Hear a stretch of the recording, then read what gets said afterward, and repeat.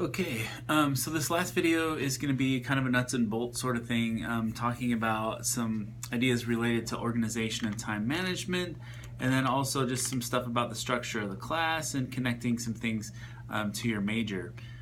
So it's going to cover a lot of different things that were brought up in the formative assessments, and it's quite possible that some people had the same kind of questions in the class but may not have gotten them into the writing. You didn't think of them at the time, or you didn't think they applied, or whatever. So hopefully this will just be helpful for everyone as kind of like an overview of some ideas and some techniques. So in terms of excuse me, in terms of organization and time management, so first of all, organization of the course.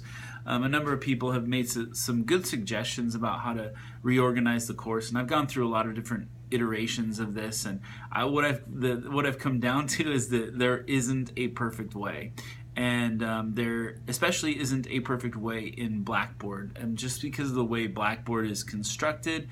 There could be some other ways, like if we were working with a different type of website, we might be able to do things that are a little more intuitive and user-friendly.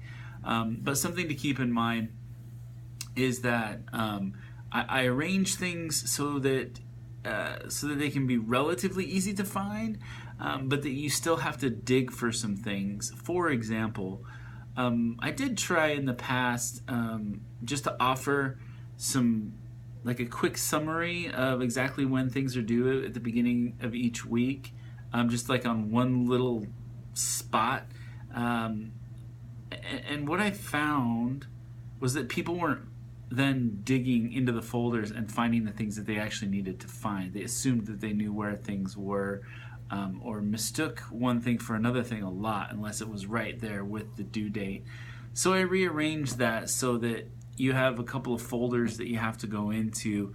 One has readings and videos, one has tasks that you need to do, and sometimes it's a little annoying to have to go from the reading folder into the task folder and then use the reading to do the task. So I understand that. I did also used to have a list of just everything kind of in what I thought was chronological order.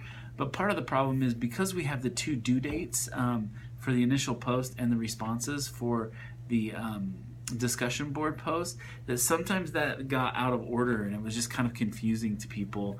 And so I could never have it in all the exact right order, that you could just go, oh, did that, check, done, did that, check, done. It just didn't work out that way because it's more of a recursive thing where you go forward and then you come back and then you go forward a little bit and then you come back and then you get things done. So just keep in mind that I do think about that a lot, and I've tried to find the easiest way for you to, like, first of all, see the whole semester in the 4 units on that first page, and then have the individual weeks on the next page. I used to do it to where you had all the weeks just lined up, but people said that was tough to try to navigate through all of them because you'd have to scroll through 15 different weeks by the end of the semester, as opposed to scrolling through maybe 4 weeks in a unit when you know you're in that particular unit. So again, I didn't have those folders for a long time. I just kind of had a big long list, and people said it was intimidating, right? So like even within the folders within the folders within the folders, right? The weekly folders and stuff like that. If I have all those things lined up, suddenly you have to scroll this thing. It looks like it's about 15 feet tall as you're scrolling through it. And it gets a little, like some people said, intimidating, that it's a little better to go through chunk by chunk. So I've tried a lot of things, and I'll keep working on that. Another thing that came up was that people wanted to see more videos. So again, here's some more videos, and the idea was somebody said, try to post a video at the beginning of each week, and I'll see what I can do. Sometimes it doesn't quite work out because I haven't quite graded everything by the time I want to release it on Tuesday morning. And then things get kind of difficult during the week for me to work on this class. I kind of do the work for this class on Fridays and Mondays because I have other live classes on Tuesday, Wednesday, Thursday, Friday. So just keep that in mind. that when I'm not working on your class, I do have 3 other classes that I need to get to. Somebody also mentioned to do a video for the civic engagement project, and so I'm just going to take a very brief time right now to think about, as you're doing your civic engagement project, the idea behind it is that you're getting out into the community and you're doing something. And since we're talking about displacement here, I'd like to see that you're doing is related to the course content of displacement. Now, displacement doesn't have to mean refugees, but because we're talking about refugees, that's one of the more obvious forms of displacement in the world. That's a really good thing to focus on. And I've got a partnership with the Agency for New Americans that some people have opted to look at and to try to do a donation drive. And that's just something that'll run a little more smoothly for you because I've already made a lot of the connections. However, if you want to go somewhere else, do some other thing, make up your own project, be as creative as you want to be, just understand that it may take more time, but I'm fully open to that. I've had some people do some really creative stuff in the past. Just make sure as you go along you run ideas by me. You should have feedback now for the civic engagement proposal, and we'll just kind of do a back and forth. Anytime something pops up that you're curious about, send me an email. I'm happy to answer questions and to send you feedback and send you information about who to contact if I have a contact for you, all that stuff. So keep that in mind, that I am here to help with that. You're not on your own, and anytime you hit a snag, please feel free to contact me.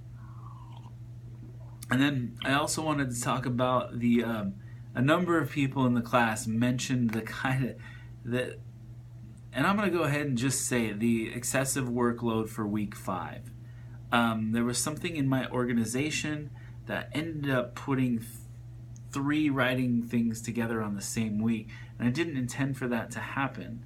And I'm not sure exactly what got mixed up, but I think one of them was supposed to be due week 6, and I didn't realize it until too late. I did extend it a little bit for a couple, for people at the last minute, but I don't know how. I don't think that reduced people's stress as much as I would have liked to.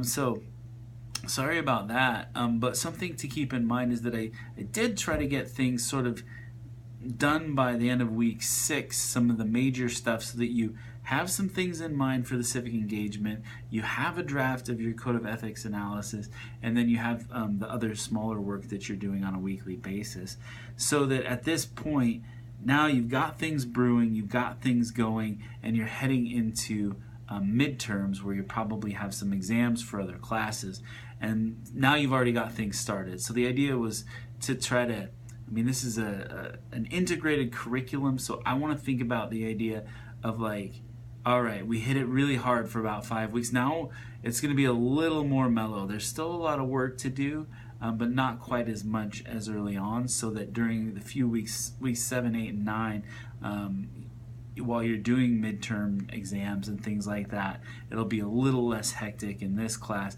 Then it'll pick up for a few more weeks, and then we'll end pretty much, we're almost totally done by Monday of week 15. So you have week 15, which is dead week, and then also we don't have anything going on during finals week. So keep that in mind, that I do try to free up that midterm and that finals space for you, so you don't have to worry too much about this class.